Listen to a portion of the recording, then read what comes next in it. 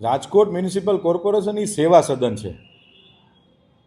આ લોકો માટે કામ કરતી આ સંસ્થા છે. રાજકોટ મહાનગરપાલિકા કે કોઈ પણ મહાનગરપાલિકા હોય, રાજકોટ મ્યુનિસિપલ કોર્પોરેશન દ્વારા નક્કી કરવામાં આવ્યું કે રાજકોટના જે લોકો છે, જે નિયમિત ટેક્સ ભરે છે, એને હિન્દુ પ્રણાલી મુજબ એક કેલેન્ડર આપવું. જેવી રીતે ટેક્સમાં અમે લોકો ડિસ્કાઉન્ટ આપતા હોઈએ છીએ કે એડવાન્સ ટેક્સ ભરે 10%, 15%નો જે સ્લેબ છે એ મુજબ, એવી રીતે નવું નક્કી કર્યું કે ભાઈ આ વખતે મોટા પ્રમાણની અંદર રાજકોટના લોકોને ટેક્સ આપવો જોઈએ, કેલેન્ડર આપવા જોઈએ. એ બેઝ ઉપર રાજકોટ મ્યુનિસિપલ કોર્પોરેશને કેલેન્ડર બનાવ્યા. ગઈકાલે પ્રિન્ટ મીડિયાની અંદર જે ઇસ્યુઝ આવ્યા હતા,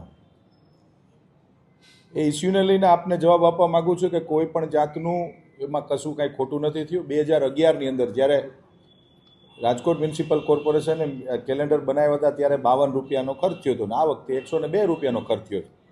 14-15 વર્ષ પછી પાછી પ્રણાલી રાજકોટ મહાનગરપાલિકાએ ચાલુ કરી છે.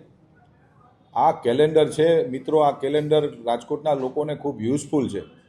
આપણે જોઈ શકીએ છીએ કે ઘણી કોઓપરેટિવ બેન્કો, ઘણી સરકારી સંસ્થાઓ કેલેન્ડર બહાર પાડે છે. અને હાલમાં જ માનનીય ભૂપેન્દ્રભાઈ પટેલની ભારતીય જનતા પાર્ટીની સરકારે પણ કેલેન્ડર બહાર પાડ્યું છે.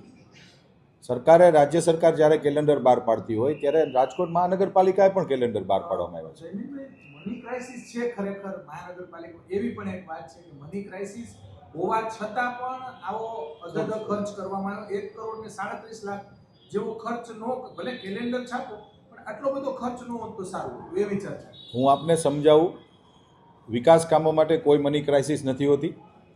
રાજકોટના લોકોનું મેં પહેલાં કીધું એમાં સેવા સદન છે. રાજકોટ શહેરનો સર્વાંગી વિકાસ કેવી રીતે થાય એના માટેની જવાબદારી અમારી હોય છે. કોઈ મની ક્રાઇસિસ છે નહીં. સરકાર દ્વારા પૂરતા પ્રમાણની અંદર રાજકોટ મહાનગરપાલિકાને નાણાં આપવામાં આવી રહ્યા છે.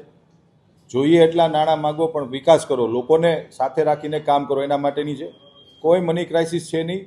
માત્ર અમુક લોકો આ પ્રકારની જે વિષયો લઈને રાજકોટમાં ફરી રહ્યા છે, એમને પણ હું કહેવા માગું છું કે તમે અહીંયા આવો સાર્વજનિક સ્વરૂપની અંદર, હું તમને હિસાબ બતાવું રાજકોટ મહાનગરપાલિકાના.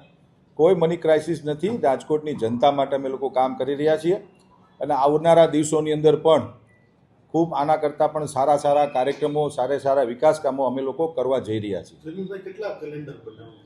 કુલ 1,40,000થી વધુ કેલેન્ડરો રાજકોટની અંદર, કુલ 6.5 લાખથી વધુ મકાનો છે, 6.5 લાખથી વધુ ટેક્સ પેયરો છે. અમે આ જે કેલેન્ડર બનાવ્યા છે એ વોર્ડ ઓફિસે મૂકવાના છીએ. કોઈ પણ સિટીઝન પોતાનું ટેક્સનું બિલ, ભરાઈ ગયેલું બિલ લઈને વોર્ડ ઓફિસે જશે એટલે એને કેલેન્ડર આપવામાં આવશે. લોકો માટે કર્યું છે. આ કોઈ એવી બહુ મોટું વસ્તુ નથી. આવડી મોટી મહાનગરપાલિકા છે, 2853 કરોડ રૂપિયાનું અમારું વિકાસનું બજેટ છે. 1.25 કરોડ રૂપિયાના ખર્ચ કરવા જોઈએ એટલા માટે કે આ લોકો માટે કરેલી વસ્તુ છે. આ કોઈ પદાધિકારી કે નેતા માટે, કોઈ અધિકારીઓ માટેની આ વસ્તુ નથી.